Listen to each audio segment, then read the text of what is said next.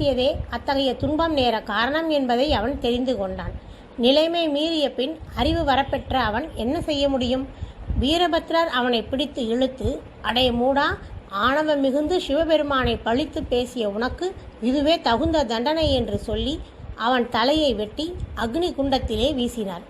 அக்னியிலே அத்தலை வெந்து சாம்பலாயிற்று. பத்ரகாளியும் பெண்களுக்கிடையே புகுந்து பலரை தண்டித்தார்.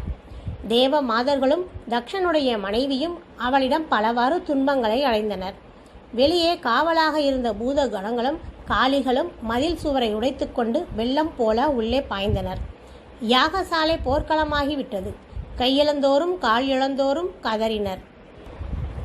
பூத கணங்கள் பலரை காலால் மிதித்து தேய்த்தனர். சிலரை அடித்து கொன்றார்கள். வேறு சிலரை நெருப்பு குண்டத்திலே தூக்கி எறிந்தார்கள்.